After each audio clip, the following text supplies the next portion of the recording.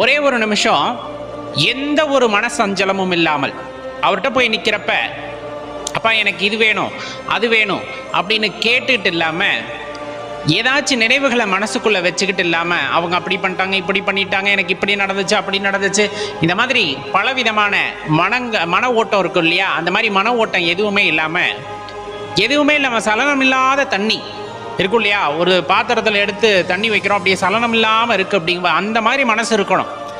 எந்த ஒரு எண்ணமும் இருக்கக்கூடாது. ஐயனை பார்க்க வந்தேன், பார்க்குறேன், ஐயன் என்னை பார்ப்பதற்காக வர சொன்னார், வந்திருக்கேன் அப்படின்னு நினச்சாலே கண்ணில் தண்ணி வந்துடும். வேற எதுவும் இல்லை. கண்ணில் தண்ணி வர்றதுக்கான காரணம் என்னன்னா, அப்பா என்னை வர சொன்னார், நான் வந்திருக்கேன் அப்படிங்கிற அந்த எண்ணம் மனசுக்குள்ளே வந்துருச்சுனாலே எவ்வளோ நேரத்துக்கு காத்துக்கிட்டு இருந்திருப்பார் அப்படிங்கிற அந்த ஒரு எண்ணம் வரும் இல்லையா, அப்போ அப்படியே பலன்னு கண்ணில் இருந்து தண்ணி கொட்ட ஆரம்பிச்சிடும்.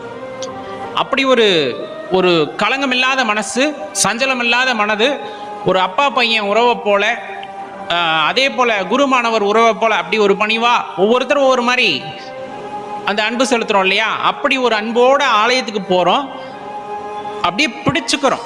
எப்படி பிடிக்கிறோம் அப்படின்னா, அவர் தான் எல்லாம் அப்படின்னு பிடிக்கிறோம். அந்த சனத்தில் இங்கே பாரு, எனக்கு எதுவுமே வேண்டாம். என்னது? எனக்கு எதுவுமே வேண்டாம், எனக்கு என்னதான் வேணும், நீ மட்டும்தான் வேணும் அப்படின்னு சரணடைகிறோம் பாருங்க. அந்த சரணடைகிற ஒரு நிமிஷம் உங்கள் வாழ்க்கையை தலைகீழாக திருப்பி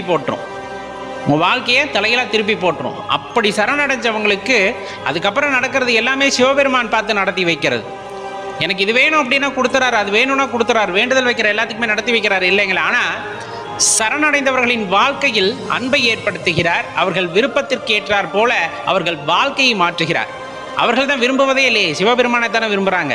அந்த சிவபெருமானே எல்லாம் என்று ஆகிவிடுகிறார்கள். அப்பா அந்த சமயத்தில் அந்த அன்பு அவர்களுக்கு கொடுக்கிறார் பாருங்க.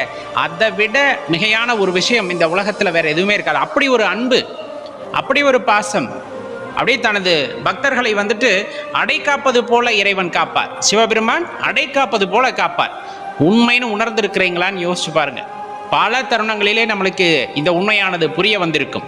அவ்வாறு உணர்ந்தவர்களில் நீங்களும் ஒருவர் என்றால் கண்டிப்பாக அந்த ஒரு அனுபவத்தை மற்றவர்கள் பெற வேண்டும் என்று நினைத்தால் மற்றவர்களுக்கும் வழிகாட்டுங்கள். சிவபெருமான் மீது உண்மையான அன்பு செலுத்துவது எப்படி என்பதை மற்றவர்களுக்கும் கற்றுக் கொடுங்கள். பேசும்போது சொல்லிக் கொடுங்க.